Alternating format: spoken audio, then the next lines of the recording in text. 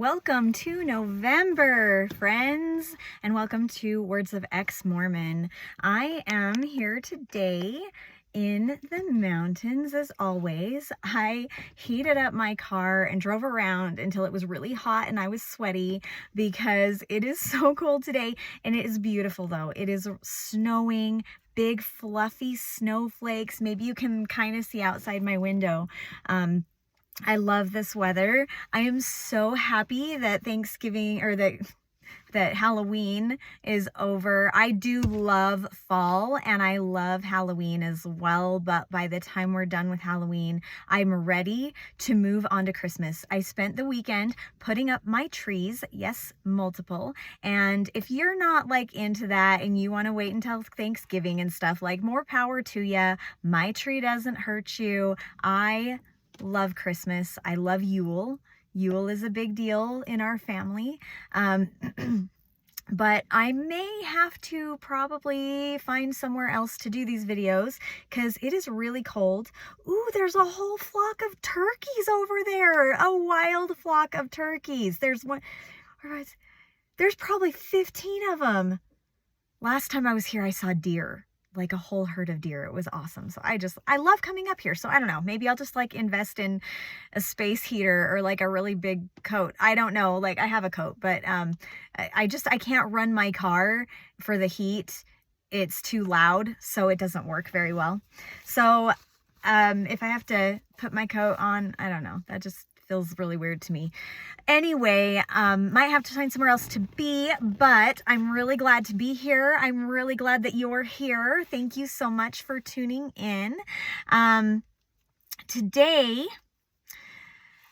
let's see, I've got some fun stuff coming up for the holidays. I'm really excited to talk about that. This is my favorite time of year. But today I'm going to talk about the God my brain created. Sounds a little weird, but that's what we're going to talk about.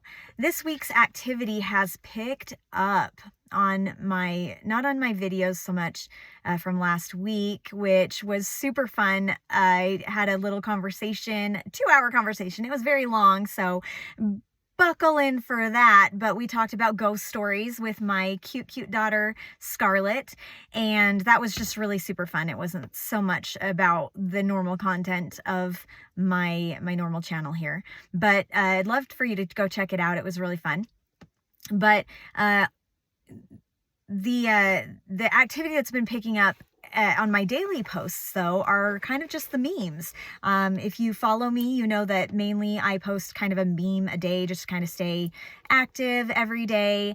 Usually, it's always in regards to my deconstruction kind of stuff, but the things I share from other content creators, it's not stuff that I make the memes. Not usually. Sometimes I have made a few memes, but mostly it's from other content creators. Just memes I find that I enjoy or that, resonate with me in some way or another. So I just, in groups and things that I'm in, so I share those. There were some comments on a reel that I posted that said, my first abusive relationship was with God, conditioned to not trust in myself, not to think for myself, not to listen to my needs, to repress natural desires and feelings, conditioned to believe I'm worthless and broken and sinful, conditioned to believe I need to be saved, and in order to be saved, I need to submit myself completely to his will, whatever may come.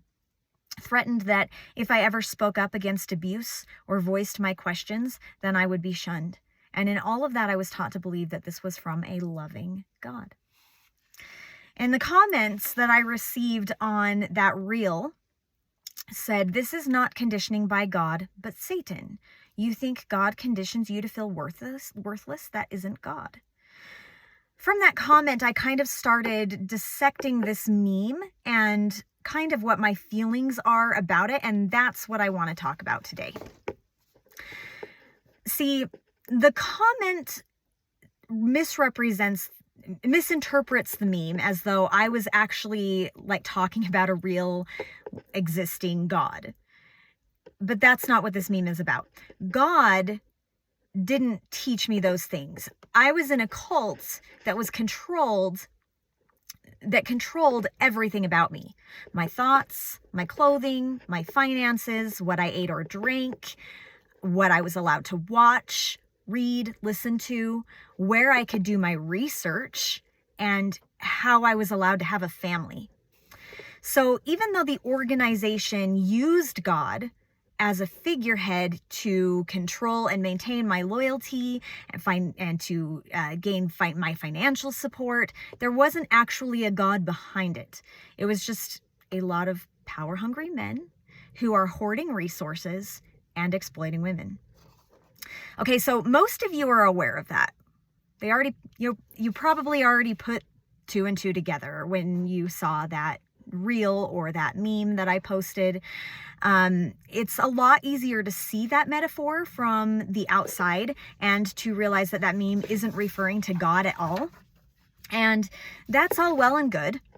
The meme has done its job, but the place that I want to go with this happens when you strip away all the expectations and arbitrary rules and the policies. And what is the God in your head like?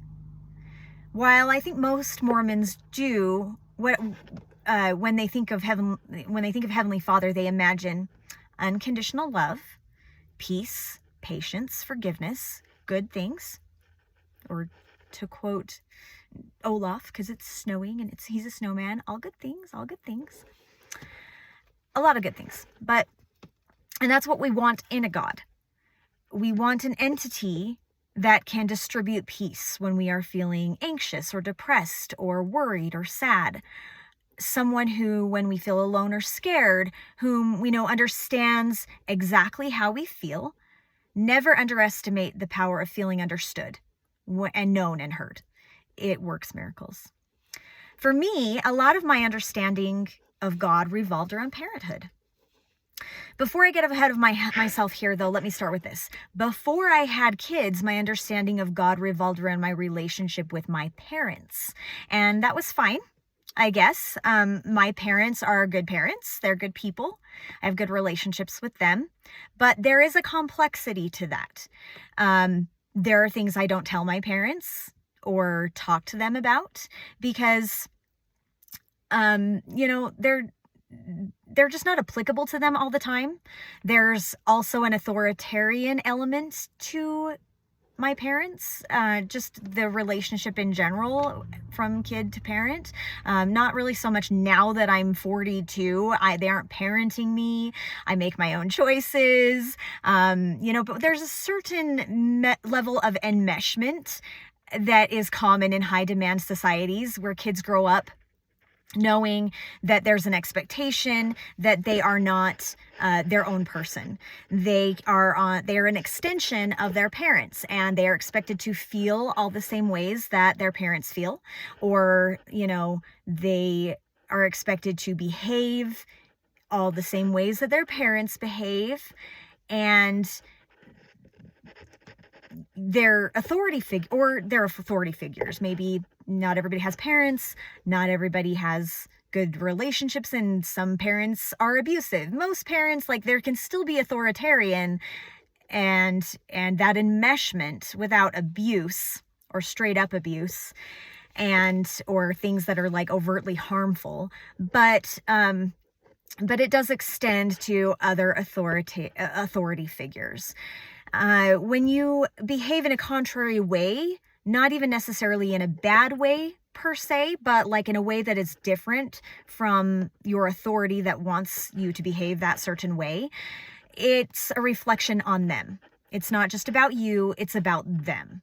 And it's about the whole family. And that can easily bring either shame or pride to your family. So it took me a long, long while to realize that I had actual autonomy. I was a mother with teenage kids, and I was beginning to face things that you just don't face with toddlers. Like, what kind of clothing are they allowed to wear? What kind of movies can they see? Where will they hang out with their friends? And, what's the curfew? And those are pretty basic because teenagers are not little toddlers that you can mess up with one day and lose your temper or, let them eat cereal for dinner one day. And I mean, I don't know, that's so minor, just an example, like, and then they just forget about it. The next day you have like a blank slate to start over. Like, you mess up with a teenager and it's just precarious. It's so precarious. You have to be aware of the way that you're responding to your teenagers. You have to give them space and you have to give them freedom and choices. It's so complex. And this isn't parenting. This is not a parenting video. So I'm getting a little bit ahead of myself. I'm monologuing here. So I'll move on. But I realized that at every turn I was panicking and I was grasping for someone's permission. I was an adult in the situation. I was the authority. But I was still sitting here with myself and grappling with the very real and solid understanding that everyone around me in my ward, everyone, my family, my extended family, my neighborhood, everyone saw my children as an extension of me. The way they saw their kids as an extension of themselves. And that they, as a family with their kids together, were seen as an extension of the ward. And the ward was an extension of the stake. And the stake was an extension of the church itself as a whole. And the church as a whole was supposed to be an extension of God or of Christ. We talk about this all the time at church, where we take, whenever we take the sacrament, we are agreeing to take his name upon us, which means we are behaving like Christ, and that's the goal. And every time that we don't behave like Christ, aka the way the church wants us to behave, then we are damning ourselves, essentially. That's literally what it is. By the way, as a true believing Mormon, I would have never called God God. And that's just something important to say here. I would have never called him God. I would have been very careful to say Father in heaven, or Heavenly Father, or when appropriate, Heavenly Parents. And so, as the church as a whole operates under a very watchful and very critical eye that belongs to everyone, where every single person, from the men who supposedly have the real authority, such as stake presidents, bishops, elders, etc., to women who internally police other women, regardless of how misogynistic and patriarchal and suppressive the rules for women are in the church. The women are the biggest enforcers of these rules of other women. And that's another topic entirely, but you get my point. Like, it feels like Great Gatsby. The big billboard in the book Great Gatsby with the eyes of the medical doctor, and it's like this omniscient presence of God, that he's everywhere and he sees everything. One step out of line, either by you or your children, and that reflects not only on the person who stepped out of line, but on the whole family, and then the whole ward, and then the whole church. So let's look at this from the memes point of view and the memes perspective here. Like, let's go down a list, okay? So, conditioned not to trust myself, to not think for myself. When the prophet speaks, the debate is over. That was N. Eldon Tanner. He said that, and it's quoted all the time. People use it all the time. You don't need to make a decision. The prophet said to do this. It removes the decision from you. So we do not question what the prophets, seers, and revelators say. They say jump, we jump. And if you don't jump, or you do jump with your own flair even, or at the wrong time, or, whatever, you're out of line. To not listen to my needs. As a woman, my needs come last, and that is even assuming I have needs at all. I know that all the faithful Mormon women will say, that's not true. That's not my experience. I am so loved. I am so valued. I have rights. I have a voice. I have a place here. And as I always say, if you are feeling good about where you are at, that is wonderful. I really am super happy for you. And, I don't want to spend time referencing the basis of this claim because it's not a topic for today. And I've already done videos about it. I will do more videos, a lot more videos about it. But here are a couple of references where you can kind of see exactly where the church outlines the roles of women. And it's very, very clear and very, very concise. One that I didn't include in here, though, is the one that was recently done where I don't remember who said it, and my phone is video recording me, so I can't look it up. I should know this because I've referenced it before, where the general authority said, women, we need your voices. Don't talk too much. Don't be too loud. But we need your voices. It was just unhinged. But that's a good reference too, and I didn't include this. But okay, I have a couple of references that are really good for you to go and look up. First of all, the Family Proclamation. That one's very clear. The number 2 talk, and this one is probably the biggest main source of feminine trauma in the church. Everything else that comes from it, except for like maybe modesty, that's probably tied, okay? But other than the being tied, this is probably the biggest source of female trauma in the church. And everything else that may be traumatic or maybe repressive kind of like really stems from this, at least from this point, in my opinion. I mean, there's plenty of stuff in the very, very early history of the church as well, but this talk was used for years and years and years, decades, to put women in our place. Referenced over and over and over again, talks, spin-offs from it. So this is the Mothers in Zion talk by Ezra Taft Benson. The most recent talk, number 3, is Todd G. Christofferson's talk from October conference of this year. So very recent, called Burying the Weapons of Rebellion. Definitely check that out too. It's a little bit more obscure, but every Mormon woman knows who he was talking to. To repress natural desires and feelings. Well, some people might immediately think about masturbation and sex, which, you know, when they think of natural desires or feelings or whatever, and that's definitely applicable. What I'm referencing here is that Mormons tend to believe that feelings in general are anger, negative feelings, okay? Because Mormon, like, feelings are everything to Mormons, like good feelings, feeling connected, feeling love. That's all the spirit. Anything good is the spirit. If you feel good, you're feeling the spirit. But if you're feeling anything that is negative at all, is anger, depression, anxiety, those are considered tools of the devil. They are not to be addressed. They are not to be felt. They are not to be entertained. They're not to be talked about.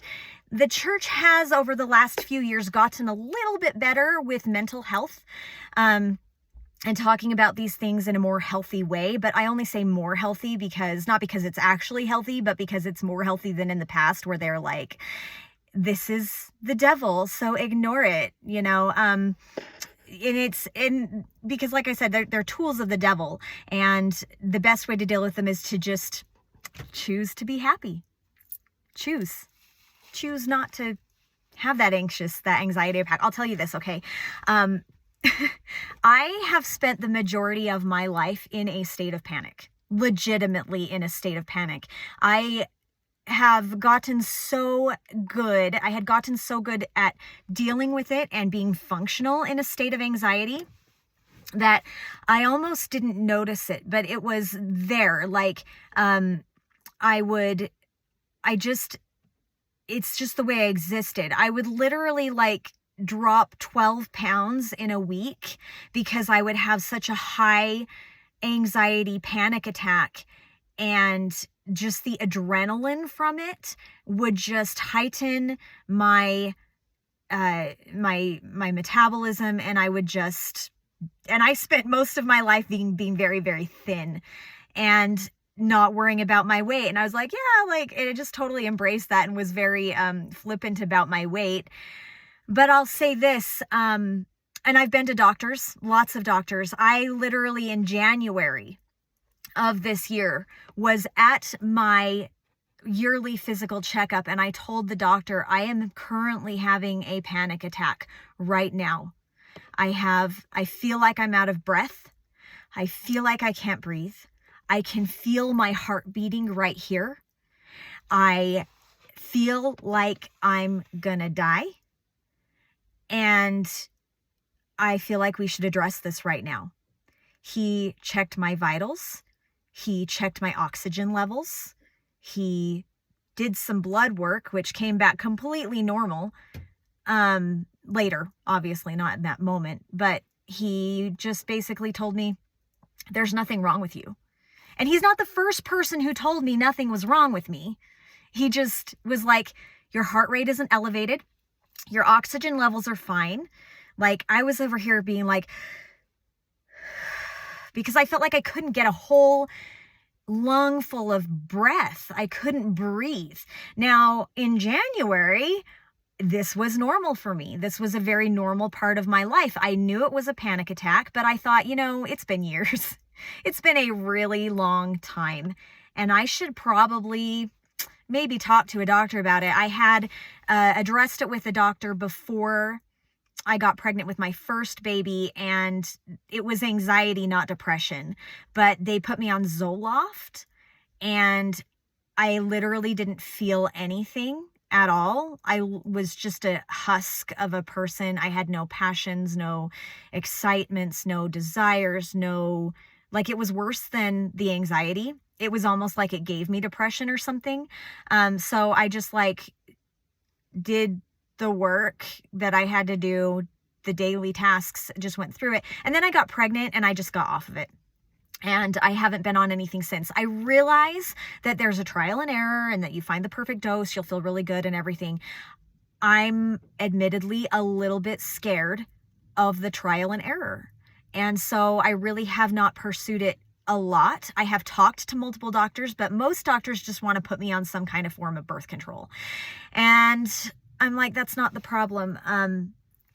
There was one doctor, it was really close to Christmas Eve. I went to the emergency room because it was the Instacare, different from emergency room, but I went there and I told him what was going on. Again, he checked all my vitals. I was completely normal, completely healthy. I was not hyperventilating. I was not, my oxygen level was good. My heart rate was not elevated. I was not having palpitations like I felt like I was, but I wasn't actually having palpitations. And I was very lightheaded, thought I was going to faint. It just was all in my head. But this doctor looked at me and he said, you have anxiety.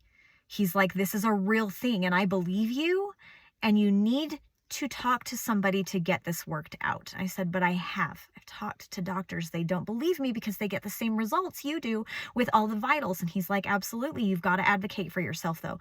But he gave me some medicine that was kind of like a very mild tranquilizer, basically. It took me several days to recover. These types of panic attacks that I get are very, very over the top. They make me exhausted. They exhaust me. And this is the thing, is since January, not January, I left the church in March, I didn't really notice it, but I haven't had panic attacks. I haven't had them. I haven't been dealing with them. And so on the day of Halloween, I had a huge panic attack.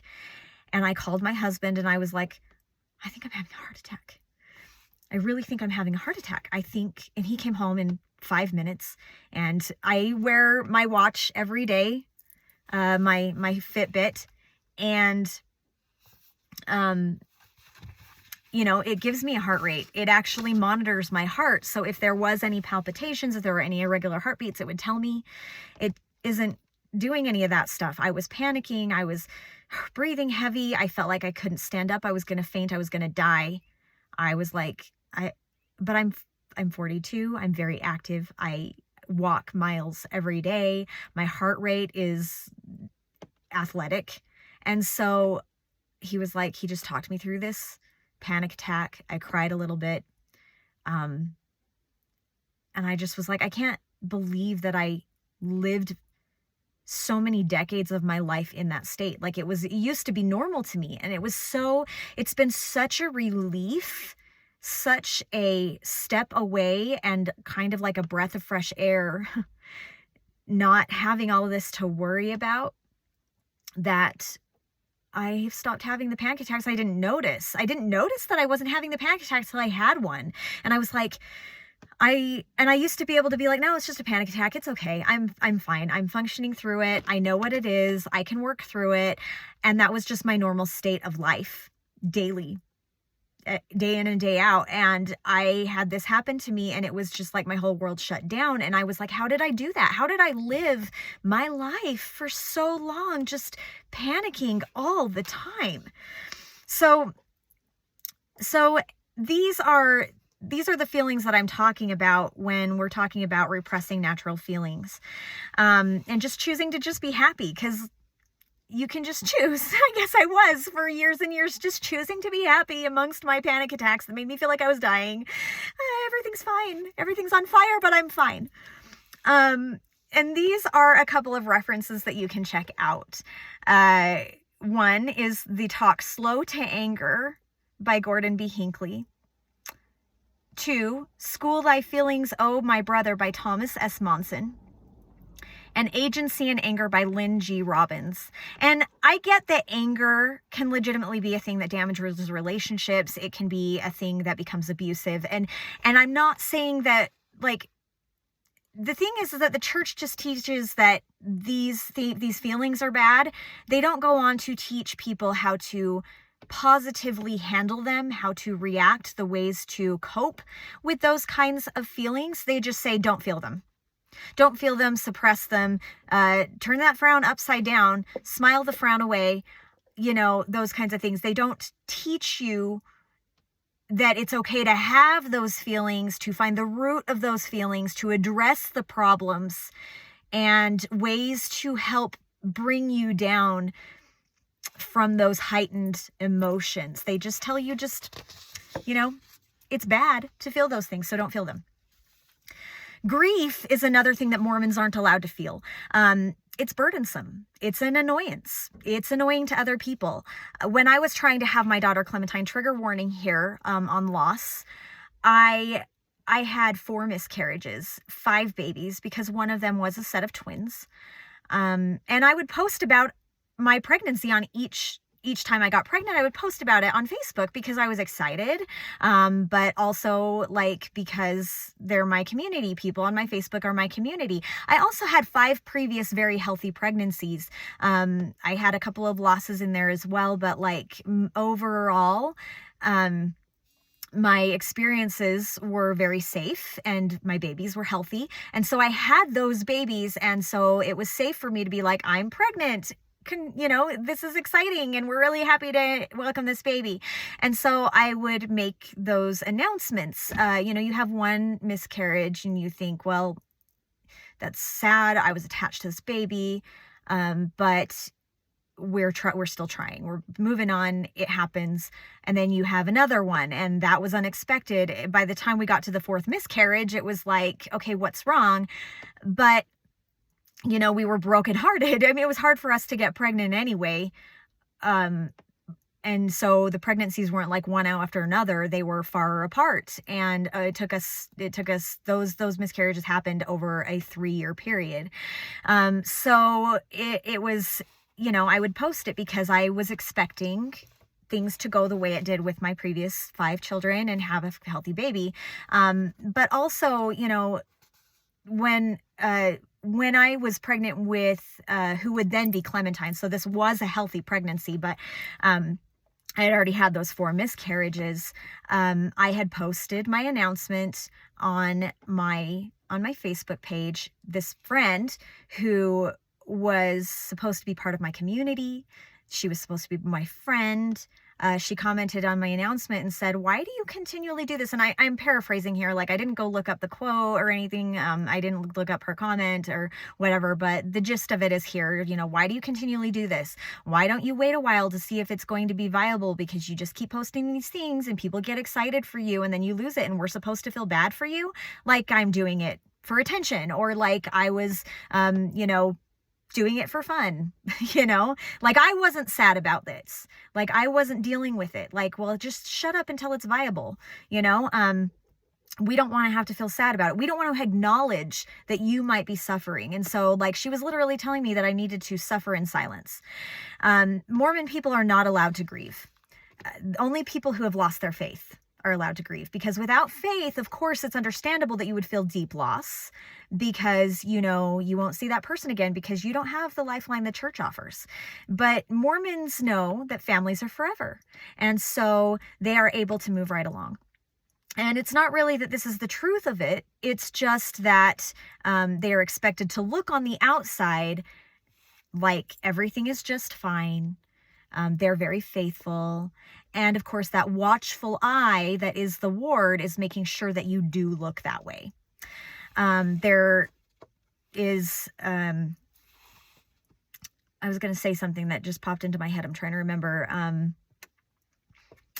Well, and then also with miscarriages, it's always like, well, maybe that spirit wasn't meant to be with you. Or, you know, you'll get to raise that baby in the millennium, you know. And not only that, but like even Christ wept right before he raised Lazarus.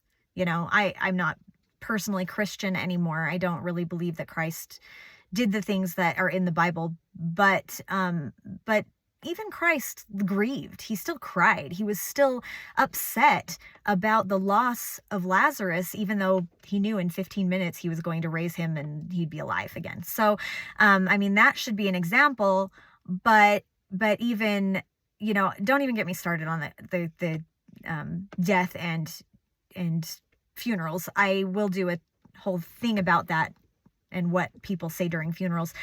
But there is a reference here, and I'm only going to do one.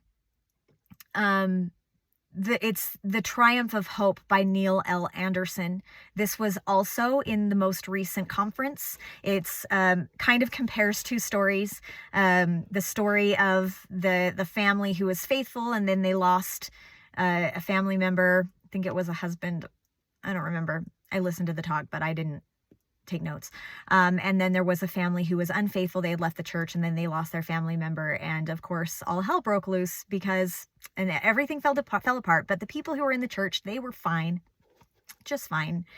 No problem. It's cool. Brush it off. So that's the story about that. Moving on here. Conditioned to believe I am worthless and broken and sinful. Conditioned to believe that I need to be saved. And in order to be saved, I needed to submit myself completely to his will, whatever may come. I don't think I need to make a reference here. Not even active Mormons will argue with this. They will literally be correct. Like, we are broken as far as the church is concerned. Natural man is an enemy to God. We sin every day. You should be looking for something to repent for every single day. And if you can't think of something to repent for, then pray that your memory will be restored and that your memory will be clear so that you can think of the things that you sinned about and then you can repent for them. So yeah. Like that's, I don't even think that active Mormons can argue that. I mean, they may put that glossy spin on it where they're like, well, of course we are, but the atonement saves us. And well, yeah, like that's the whole point. You know, like there's all these arbitrary rules. Oh my gosh, I honked at somebody in the car when I was driving to the store because they were being a jackass. Oh, I said ass. Oh my gosh. Like, very, very arbitrary rules, things that don't hurt anybody else, things that are, I thought a dirty thought. I have to repent for that. Like, those are the kinds of things, like, in my opinion, anything that is a sin or anything that is immoral is the kind of thing that hurts another person. And that's complex as well. So I'm getting kind of off topic here, but moving on to the next one. Threatened that if I ever spoke up against abuse or voiced my questions, then I would be shunned. Yeah, like between Think Celestial Talk by Russell M. Nelson and Oakes's recent call for more excommunications, and of course the two warnings that I myself have personally received for making these videos in the first place, I don't think we really need a lot of references. And in all that, I was taught to believe this was from a loving God. And this is where it all comes to a head. As a parent that had past a fairly easy religious parenting of toddlers and little babies, not to detract from the actual difficulties of raising toddlers and infants and such. That is a very difficult time of life. But as far as religiously raising these little beings, it's really not very hard. You can be like, oh, look, there's the temple. Isn't it beautiful? We are going to go in someday. Or, fold your arms and pray. We're going to say a prayer before we eat dinner, before we go to bed, Oh, Jesus wants me for a sunbeam, it's very basic to teach little children. And so not to disparage or detract from the real difficulties in raising little ones. I know very well. I had 6 kids. So I definitely understand that. Please do not feel as though I'm dismissing those concerns. Just that religiously I had passed that point, and I was a parent of older kids with more complex needs. They had different. Every single one was different personalities, different struggles, different faults, strengths, desires, talents, and so on. And I say gradually because it wasn't like an event where I sat back and I consciously thought, let me define what God is to me. Do you know what I mean? I didn't sit there and think, I'm going to define this. I didn't have my little own personal Nicene meeting where I made a creed for myself and was like, this is what I believe. It's just kind of came to fruition in my head. It was just that I was trying to kind of parent my kids in a way that was patient and understanding and not assuming, and gave them autonomy. I wanted to give them trust, and truly, I'm not a perfect parent, but I am a damn good one. So I will absolutely take credit for that. There have been times where I've needed to apologize. There have been times where I'd handled things wrong. Absolutely. I still do. Just because I'm an adult and just because I am trying my hardest doesn't mean I don't make mistakes. So, don't take that in any wrong way, I guess. Take it how you want, how you're going to take it how you want. But I am a damn good parent. I am very close with all of my kids. And, I held them accountable for their mistakes. I forgave them and so on. But when I did that, as I raised these teenagers who had convictions and thoughts, they were whole people on their own without me telling them what to be. I felt like I gained a much closer connection with God, and not just God, but Goddess, Heavenly Mother, and our heavenly parents together. And I began to ignore the requirements in the list above. Some active members now would call that justifying sin. They might say that I was being a buffet Mormon, meaning I pick and choose what I follow or believe, which is accurate. Most Mormons are, all Mormons are buffet Mormons, because everyone disregards things or clings to things. The only difference between the way active Mormons say it and the way that I am saying it is that they think they're following all the rules to the T. They have justifications for why they don't follow the ones, or they ignore them, or they act like they don't exist, or they don't know about them. And some of them they don't know about, because the church is really, really, really good at hiding things it doesn't want you to see, or things it changes. And so it's a way for them to elevate themselves above the person that they see that is stepping out of line. Or they might just say I was losing my faith, which also wasn't that inaccurate. I didn't know it, though. I thought that I was learning to understand God better. With that perceived understanding didn't come the desire to be an internal policer. I didn't want to worry about what other people were doing. I tended to be more compassionate instead of strict. I had an unconditional love for my kids, and when they made mistakes, sometimes there were consequences, but sometimes there wasn't really a need for a consequence as much as there was just a connection. First of all, why'd you do this? What were you thinking about? What was that thought process like? This is the correction. What do you need to do to make this situation right? And what's going to happen next time? And then forgiveness. We move the F on. I didn't need to keep a tab. I didn't need to hold it over their head. I didn't need to make them re-apologize for mistakes that they made, next time, the way that Mormons believe that if you sin every time, all of your other sins come back to you, and you have to like repent for them. I was very conscious of how I used my words. I still am. Again, I have adult kids, but I also still have kids at home. So I'm still doing this. This is an active thing I'm doing. But I was very conscious of how I use my words and language to talk to them. I didn't do or say or administer punishments that made them feel like they'd done permanent damage when they'd made a mistake. Because I make mistakes. I didn't want to be a person who, I don't want to be around people who make me feel like I messed up one time and therefore I needed to be punished forever for it. Do you know what I mean? And I didn't want my kids to feel that way either. I listen to them. I reacted to their individual needs. I was aware that one child might be more introverted than the other, and the other one might need a lot of social interaction. I noticed that one kid might need a lot of physical touch to feel loved, such as hugs, long hugs where they are the first to let go, or a back scratch before bedtime, or a snuggle during a movie on the couch. I know which kids I need to grab a little gift for at the store, even if it's just a couple of stickers for a couple of cents or something like that, because when I give them that gift, it lets them know that I was thinking about them. And I have a couple of kids who hate receiving gifts at all, and so for them, I need to spend quality time with them. One of them is he's away at college. I can't spend one-on-one time with him, but he calls me every single day. I send him texts every single day. We talk on the phone all the time, and so that's our little quality time.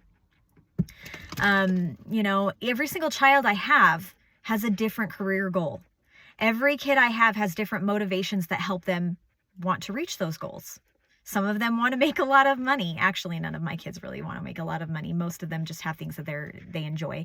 But that could be a driver. I have a child that he is very, very interested. Music is his whole life. And so he wants to teach music. I've got a daughter who is the lead role in every play she's ever in, and she wants to be in theater and Broadway. And she's very, very much a homebody. I'm not really sure that fame is the thing that drives her as much as it just is the creation and the eliciting a reaction and an emotion from a live audience. That is something that she very much enjoys. I have a kid that is just super, that's not going to work. The sun's coming out. The snow is stopping. But he's got an affinity for animals. He loves animals. And so one of his possible goals is that he might want to be a veterinarian, so they all have very, very wildly different things. I would never expect them to make the same choices that I make, or for all of them to be do all of the same things. I would never expect them all to go be doctors. None of them want to be doctors. Well, except for maybe the veterinarian, but not a medical doctor. And I'd never expect them to do that. I only have, I even have one kid who doesn't want to have children of his own. And I've actively told him that's totally fine. I chose to have a lot of kids. I don't expect my kids to make the same choices I made. I let my kids disagree with me. I let them have opinions that I don't have. I was very careful not to react in ways that make them fear telling me something. And as a result, there's very little that I don't know about my kids. I know that my kids have friends and each other that they confide things in that they don't tell me. It's totally fine. I think that's very, very normal. But there's stuff that my kids talk to me about actively that I still to this day wouldn't dream about talking to my parents about. And I thought, with a God that is the same for everyone and is the same to everyone and has the same expectations of every single one of his kids in regards to exactly how they dress and how they look and how they behave and what they choose for a career, women who don't get to choose a career, and men who have to choose specific careers in order to support their family and their children because they're expected to have a lot of them, and the wife is expected to not work. So that limits their abilities as well. I don't feel like anyone's needs are ever going to be adequately met. maybe the few people who that's literally what they actually want. And I am curious. I think a lot of people think that's what they want. And that's definitely something, because like I've always said, my kids, I've always wanted a big family. With or without religion, that would have been something I wanted. And so I think that I would probably be one of those people that still wanted a lot of kids, but there's a lot of people who make those decisions based on what the church tells them. And they say, yes, this is my choice. This is what I want. And I think that it would be difficult to study for sure, but it would be interesting to find out what people would do if that wasn't a choice they were expected to make by the church. And during all this time, while I had that image of the loving, accepting, compassionate, peaceful, forgiving God in my head, I saw the deterioration of the God that the church presented. The gods, heavenly parents, that I know would never have discriminated against people of color. Not even when it was normal for the society at the time. They would never counsel their LGBTQIA community kids to be content without a fulfilling relationship and to stay celibate. That's not a fulfilling life. Not for everybody. Obviously, there are people who enjoy that or have made the choice. Like those are, some people. I'm not speaking for anybody specifically. Just that, people are meant to have companionship. People are meant to have relationships. And to be told that, well, you're gay, so you have to just not ever find a partner. That's not choosing to be celibate because that's something that you feel is right for you. That's choosing to be celibate because you're told that you're bad and you're icky. And that's not okay. And I don't think loving heavenly parents would do that. Furthermore, they'd never counsel their LGBTQIA children to marry into a heterosexual relationship because they also know the damaging outcome would not only be damaging for that child, but also for the straight child that expected to be entering into a loving, healthy relationship. Again, that's all not only heartbreaking for the gay person, but also for an unassuming straight person. The goddess that I knew would never be okay with alienation from her children. A loving father would never keep her from her children. There's not a person in this world or universe that could tell me that I could not interact with my children. Not one. Not God, not anyone. If I'm existing in any capacity, I'm going to have a relationship and connection with my kids. End of story. Loving gods would not give us passions and talents and interests and ambitions just so that we could all fit into the same mold and live the same life as every other person in the neighborhood, in the church, in the ward. Women would not have ambitions and talents and interests just so that Heavenly Father can say, well, now you get to be a stay-at-home wife and raise all those babies. Love babies. I do. It's not the thing everybody needs to do. They wouldn't give us these things and then tell us we can't pursue them because it would ruin their plan. Loving parents wouldn't tell their girl children that they need to cover herself so that the boy children wouldn't think dirty thoughts about her, and they wouldn't make her feel like she was responsible for the boy's thoughts. Not even in the temple does God tell Adam and Eve to cover themselves. Satan tells them to cover themselves. Something to think about there. The gods that I knew would not allow any justification at all for the defense of sexual predators.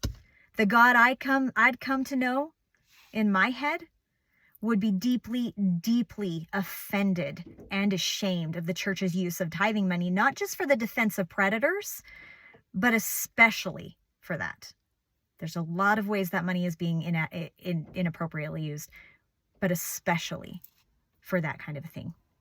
And I cannot fathom a loving parent in heaven would put people on this earth in many, many random circumstances without any real proof or indication that they exist at all, and offer only one possible pathway back to them and say, well, pick one. If you choose wrong, you'll be punished forever. If I was a goddess and I had children who could not see me directly and there was one true path they needed to follow, it would not be this precarious. It would be blatantly obvious. The gods I had grown to know, the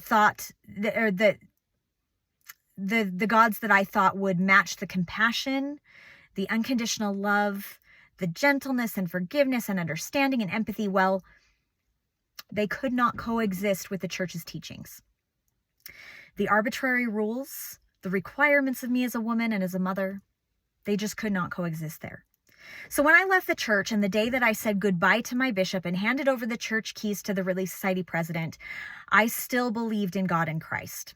The bishop asked me, well, where will you go? And I said, well, I'm still Christian. I'm not now. But I told him that. I did say I'm still a Christian. But I'll be honest, I still hope there's something wonderful out there. I'm leaning toward not. I'm more atheist leaning, but I'm open-minded. I don't know what's out there at all. I have no idea. I've never been there. I've never been dead, to my knowledge. I don't know. I suppose that reincarnation could be a possibility. I don't really love to think about that one. But here's the thing. If God is what the Mormon church says he is, if he really is the person behind all the rules and all the commandments and exclusions and justifications for hate and discrimination, then I don't want to be with him anyway. And when I stripped that away, the God that I created in my head was just me. He wasn't somebody who was revealing anything to prophets who knew me, who didn't know me, but gave me rules and told me that I had to follow them even though they don't know me. He wasn't somebody who was giving arbitrary, stupid rules about things that, don't do this thing. It's about, control yourself or whatever you want to say it is. But they don't affect anybody and they don't really hurt you. They don't really hurt anybody at all. But I'm going to give you these rules to follow. Obey them. When I stripped that away and I took that out of the equation and said, this can't possibly be the God. And I realized that everything that I'd created as a God that I trusted and that I loved and that I could rely on in my head, it was just me. And I'm really proud of that because I'm a really good person. The things in my head and the things that I think and the motivations that I have and my activity and my actions toward other people. And I'm not perfect. I'm not perfect. I fly off the handle sometimes. I say mean things, but I'm really good at apologizing. My main motivation is always to love people, to make people feel comfortable, and not because I have to, because I'm a Mormon woman who isn't allowed to feel things, but because if this is the only life we have, this is the only time we have to do this, then I want the people around me to be comfortable. I want them to feel loved. I want to make their lives better, and that's my choice. And so think about that. When you break down the God that you believe in, when you break that down and you remove everything else, all the rules, and you think about the God that you think exists, do you like him? Do you want to follow him? Do you love him? If not, then maybe you're not in the right place. Maybe you're not worshiping the right God. Maybe you need to create a better God in your head. Anyway, that's the end of my little spiel today. Thank you so much for joining in. Please feel free to leave comments. I would love to hear what your thoughts are. If you want to say something anonymously, you're welcome to email me. My email is brae, B-R-A-E, wordsofexmormon@gmail.com. I would love to hear from you. Please like, please share, please follow, subscribe. I really hope that you have a great weekend, and I will talk to you soon.